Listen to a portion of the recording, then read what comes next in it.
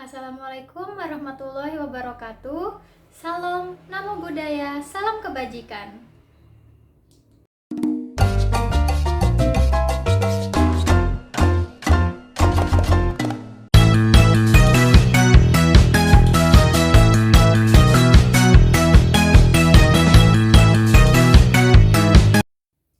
Perkenalkan, nama saya Widya Apsari.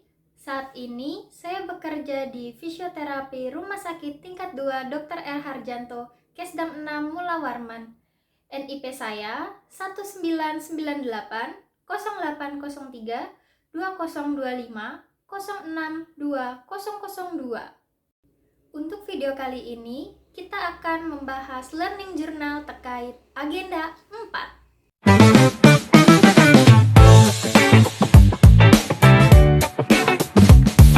Di agenda 4, kita dibimbing oleh fasilitator kita bernama Bapak PNS Muhammad Aras.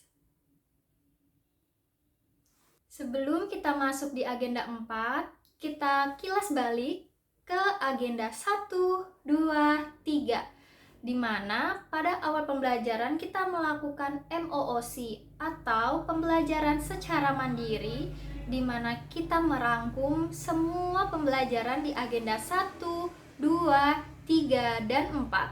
Pada masa MOOC, kita belajar melalui website Sibangkom, di mana di dalamnya terdapat materi sewajar CPNS yang ada agenda 1, 2, 3, dan 4. Yang di dalamnya terdiri materi-materi yang bisa kita buka dan juga ada modul maupun PPT yang bisa kita baca.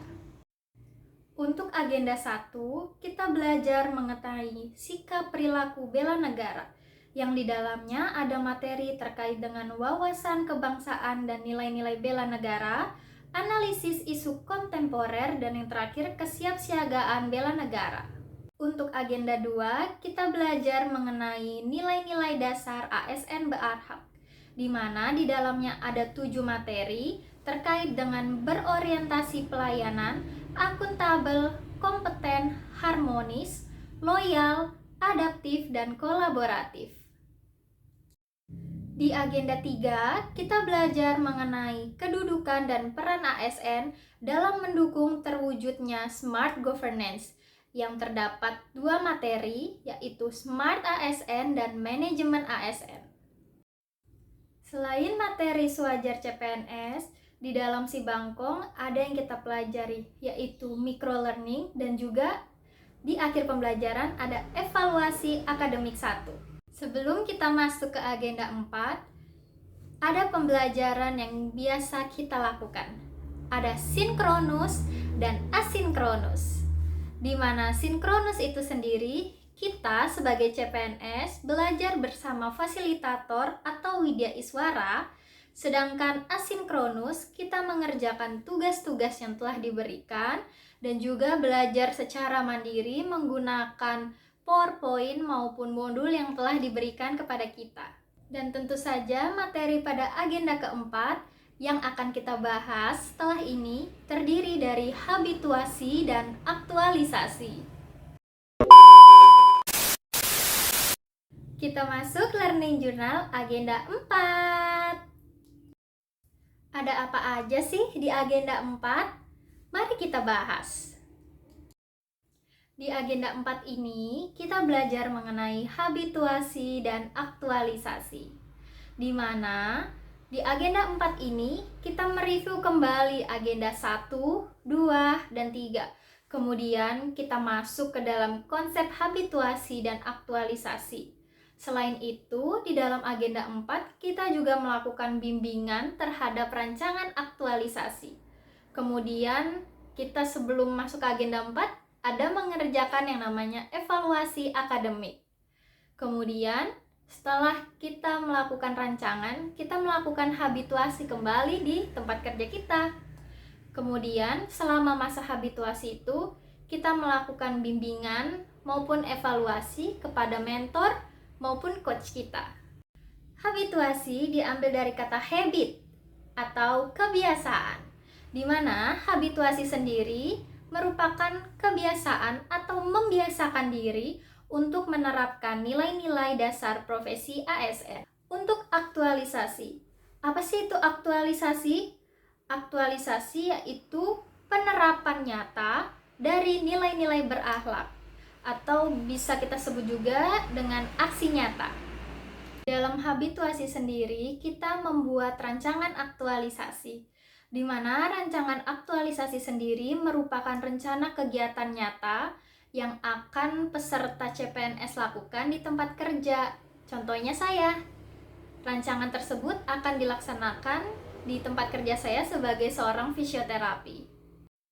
Tujuan dari ini tentu saja mewujudkan CPNS yang telah mengaktualisasikan core value ASN, di mana tidak lupa pada nilai-nilai ASN berakhlak.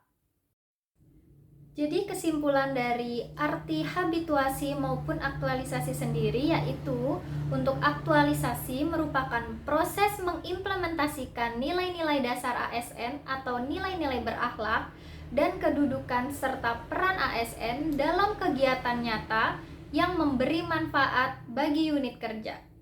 Dan untuk habituasi yaitu pembiasaan atau proses membentuk kebiasaan positif agar nilai-nilai yang telah diaktualisasikan menjadi bagian dari perilaku sehari-hari ASN.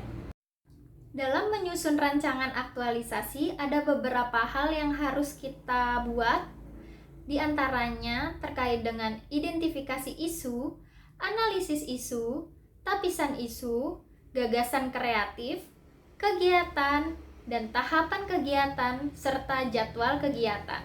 Di dalam identifikasi isu, kita membahas terkait 3 isu yang akan kita ambil, di mana dari 3 isu itu kita akan mengidentifikasi hingga kita menemukan satu isu yang akan kita cari problemnya, kita cari gimana hal yang harus kita lakukan untuk solusi ke depannya. Nah, di dalamnya itu biasanya kita bisa menggunakan diagram fishbone atau menggunakan USG, yang di dalamnya itu bisa kita tentukan poin mana sih yang bisa menjadi akar masalah utamanya.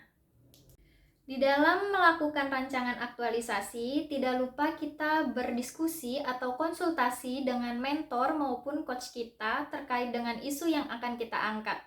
Selama masa bimbingan, tentu saja kita akan mendapat masukan yang kita harus catat maupun kita ubah dan menjadi masukan buat kita ke depannya agar bisa lebih berhasil saat seminar aktualisasi.